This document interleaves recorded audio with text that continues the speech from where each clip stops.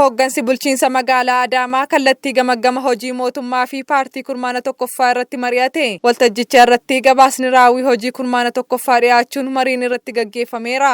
Gabaasa dhiyaate keessattis yaadamni paartii guddachaa deemu, hojiilee xiyyeeffannoon hojjetamaniin ayyaanonni bara kanaa milkiin goolabamuu, alseerummaa ittisuu irratti hirmaannaan uummataa fooyya'aa dhufuun kanneen akka cimnaatti ka'an yoo ta'an, galii dinagdeen magaalichaa maddisiisu sassaabuu dhabuu, rincicni teeknooloojii jiraachuu, gahee gaggeessummaa ofii qixaan hubachuun kallattii hojii kenname daguuganii raawwachuu dhabuun immoo kanneen akka hanqinaatti mul'atan ta'uun dhiyaateera. Hooggantoonni seektaraalee mootummaa marii kana irratti hirmaatan tokko tokkos humna sochoosuu qabnu sochoosuu dhabuun harcaatiin akka uumamu ta'e malee hojiin ulfaatina qabaatee miti jechuun fuula duratti caasaan gubbaa haga gadii jiru wal dubbisuun qindoomina keessoo jabeessuun ni hojjenna jedhan. Waan karoorfannee fi waan jenne raawwachuu kan dadhabne nutu dadhabe malee hojiin karoorfanne ulfaatina qabaateetii miti.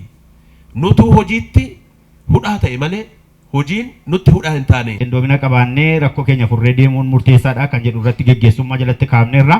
Wantoota akka hudhaatti ka'anii fi kallattii maateeriyaalii sana kennameeni guyyaa gabaabaa keessatti radical shiftii fiduu qabnaa kan jedhudha. Hojii hojjetamu hunda qindoominaan wal hubannaadhaan caasaan gubbaadhaa hanga gadiitti wal dubbisuu danda'u, magaalli kutaa magaalaatiif aanaadhaan wal dubbisee rakkoo uummataa hiikuu akka qabu.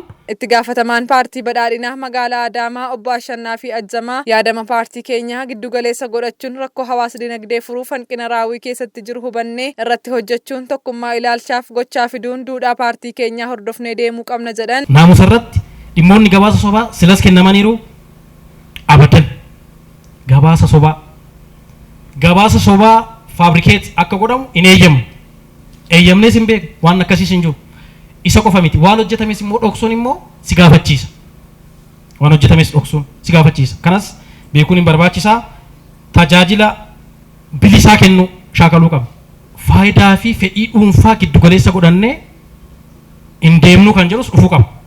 Hojii sirreessuuf, kallattii agarsiisuuf, wal ijaaruuf, dubbii dabe sirreessuudhaaf, hojii maataan hojii hojjechuudhaaf hin dubbatama taanaan immoo deemuu qaba. Kantiibaan magaalaa Adaamaa obbo Haayiluu Jaldee kaayyoon marii kanaa haala qabatamaa raawwii hojii keessatti jiru gadi fageenyaan ilaaluun ciminaa fi hanqinoota jiran adda baasuun irratti hojjechuu fi gaggeessummaa waloo ijaaruun hudhaalee jiran furuuf akka ta'e himaniiru. Haala qabatamaa raawwii keenya gadi fageenyaan akka laalluun eegama.